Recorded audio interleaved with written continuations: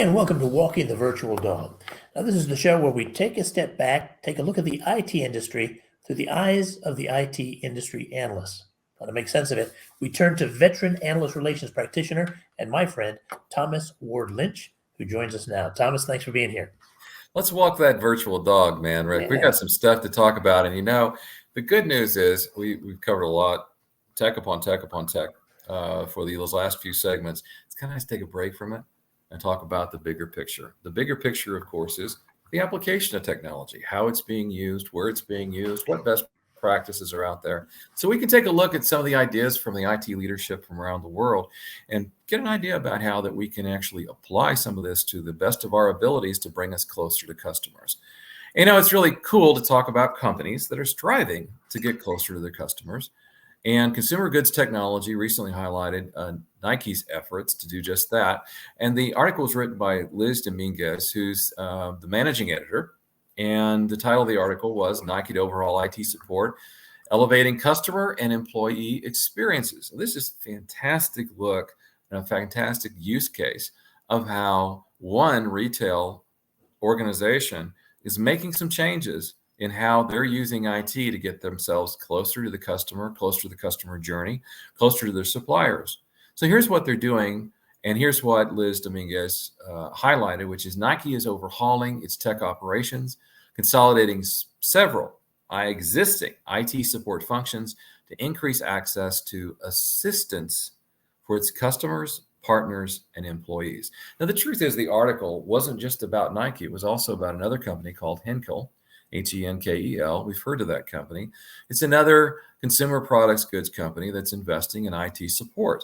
So earlier this year, the company implemented a new workforce solution that's streamlining internal IT support services for its global network of remote employees. So if you want to work away from home, or you want to work at home rather, and you want to work in a remotely, well, maybe you want to apply at Henkel. But the point is that they're figuring out how they can support this new work environment and this new work from home model. Through the platform, Henkel can connect to every laptop, smartphone, tablet, and other device, regardless of the model or operating system. Tech layoffs do not mean that the IT talent shortage is over. IT spending on internal services is slowing in all industries, and enterprises are not keeping up with wage rate increases. As a result, enterprises will spend more money to retain fewer staff and will turn to IT services firms to fill in the gaps. So the implication of this, Rick, is that we're going to continue to see a need for good IT talent. It may be with organizations, or it may be with services arms and services boutique firms that can come into an organization and do that work. The requirement here is that as an organization, and certainly from a standpoint of an IT leader, is that we all have to be in a place where we have a healthy ecosystem. What's your relationship with your IT services firms? Are they simply vendors to you, or are they partners in your success? And now after we take a look at the IT side from a retail perspective, or from a retail industry perspective, let's keep going. Let's take a look at, Rick, your favorite big IT spender, the banking industry. Oh, financial services. Excellent.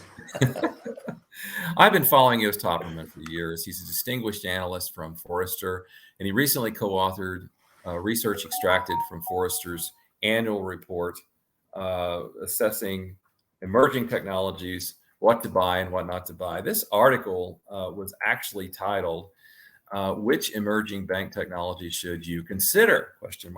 And which one might never pay off? Okay. So a great way to look at the emerging technologies that are in place, and also, which ones should we set aside for now? And the emerging technologies come in different areas, which is low-code, no-code development platforms, natural language processing, and the metaverse, of course. Of course, we want to talk about the metaverse and Web3. Jost Hoppermann mentions, because he was asked about metaverse, he says, there really isn't any need for bank branches in the metaverse. Good point. But there's a lot that can be done. And Hoppermann's focus more tends to focus on customer engagement.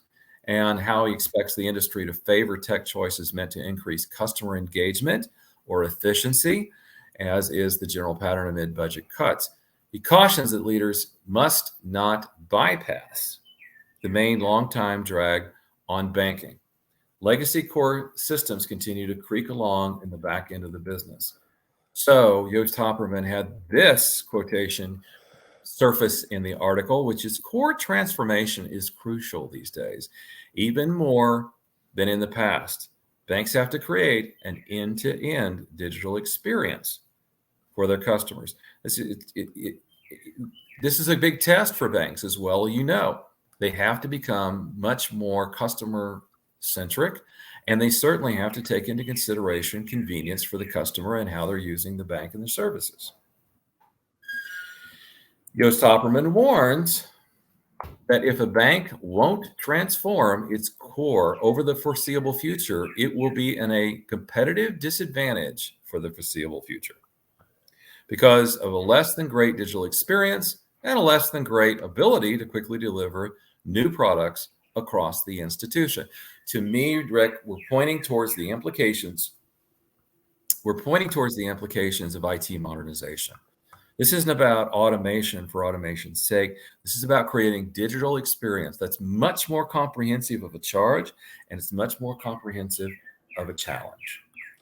Well, I'm looking forward to digging into that more on a future show, Thomas, because we could spend an entire show on that.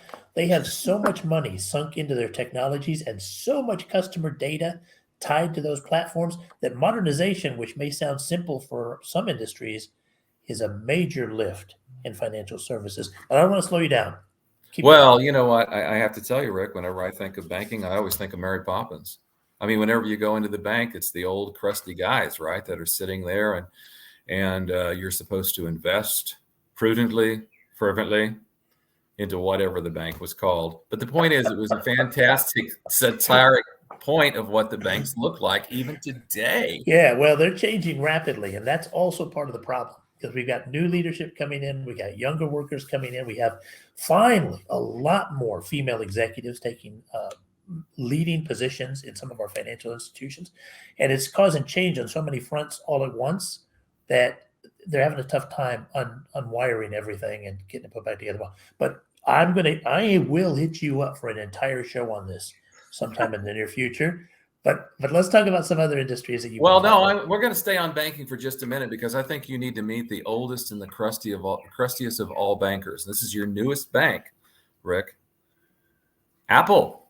Really? Yeah. Well, why are they crusty? What are you talking about? Well, I know. I'm being completely satirical whenever I say that. I'm being sarcastic. The truth is that Apple made the news because it is now getting further and further into the foray of the fintech world with a high yield savings offering. Okay, so up to this point, we've seen Google and Facebook and even Apple get into the transactional side of using appliances and using their platforms for transaction work, right? But actually, in the last couple of weeks, Apple announced a high yield savings account. The product is managed by Goldman Sachs. It's available for Apple Card users and boasts a 4.15% annual percentage yield. Not bad. A rate that, well, not bad in today's world, right? A rate that Apple claims is more than 10 times the national average. The account has no fees, no minimum balance, or deposit requirements. Jeez. So the question is, well, what does the user community and what does the analyst community have to say about that? Well, Mark DeCastro, who is a research director for consumer banking at IDC Financial Insights, had this to say: Apple's strategy is pretty clear. They just want to be part of everyday life. In other words, closer to the customer, perhaps, IT modernization. Whether it's your financial, whether it's shopping habits, whether it's at some point even medical, they just want to kind of get into all aspects of it. So while this is a bit of they're in the savings and loan business now, and they actually have the capability to put in savings. Well, savings anyway, not necessarily loan. But what's next? Is it going to be the loan side? Is it possible for Apple to get inside that as well? Is it possible for them to take a look at different uses of their applications for shopping or for medical or for healthcare. We've got a brave new world we're looking at here, Rick. And that's where we probably have come to a good stopping point for today. Yeah, well, that's going to be an interesting story to watch in the future because this is not the first time that a major tech company has tried to make it into the traditional banking space. And in the past, they have failed for one reason or another. Apple's got a lot going for it. I can't wait to get your take on what their chances are in a future show. But what's next for us? Well, what's next is, I think we've saved the best for last. We do have the final word coming up in our next segment, but we also have highlights of a fantastic set of survey results that were done by IDC, not only by one researcher, but several researchers.